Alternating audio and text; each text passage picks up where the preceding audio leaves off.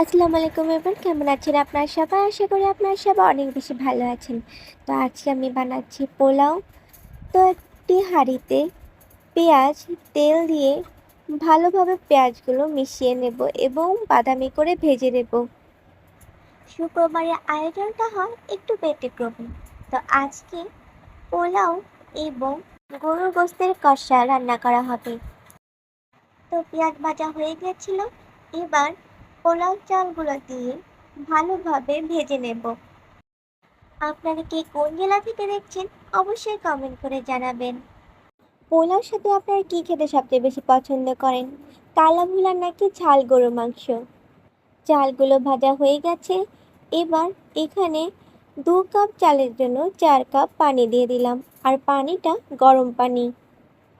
এবার 4-5টা কাঁচামরিচ দিয়ে দিলাম। এবার পরিমাণ মতো লবণ দিয়ে দিলাম।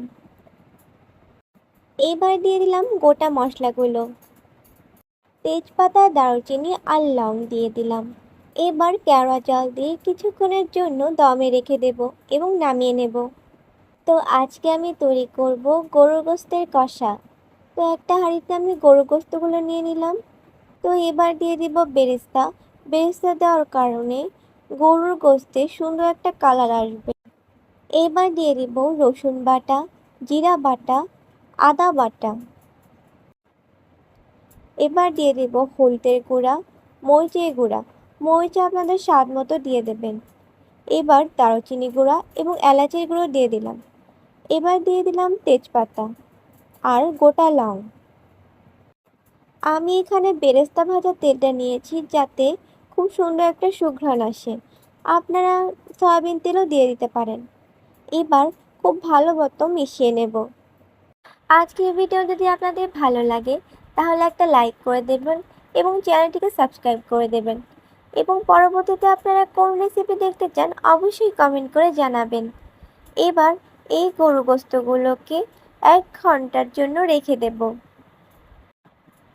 1 ঘন্টা পর চুলায় দিয়ে দিলাম। এবার খুব ভালোভাবে নেড়ে মিশিয়ে নেব। আপনাদের পছন্দের খাবার কোনটি, ফুচকা না বিরিয়ানি? অবশ্যই জানাবেন। গরুর গোশতগুলোকে এবার ঢেকে দেব। ঢেকে দেওয়ার পর দেখা যাবে যে গরুর গোশত থেকে পানি বের হয়েছে। এবার সেই পানিগুলো দিয়েই গরুর গোশত সেদ্ধ করে নিতে হবে।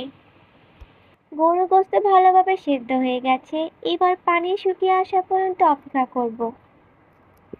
তো পানি শুকিয়ে গেছে, এবার খুব ভালোভাবে কষিয়ে নেব যাতে মাংসের গায়ে মশলাগুলো লেগে যায়।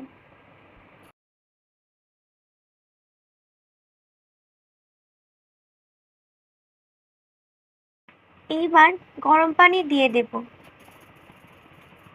আপনারা গরম পানি ব্যবহার করবেন। আজকের রেসিপি যদি আপনাদের ভালো লেগে থাকে তাহলে চ্যানেলটিকে সাবস্ক্রাইব করে দেবেন। এবার কাঁচামরিচ দিয়ে ভালোভাবে নেড়ে মিশিয়ে নিতে হবে। এবার ঢাকনা দিয়ে ঢেকে দিলাম। আবারও জাল দিয়ে মাংসের পানিগুলো শুকিয়ে নিলাম। এবার আরও অল্প পানি দিয়ে দিতে হবে। এবারও আমি গরম পানি দিয়ে দিয়েছি।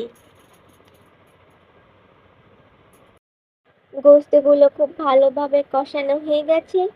এবার চুলা থেকে নামিয়ে নেব এবং পরিবেশন করব।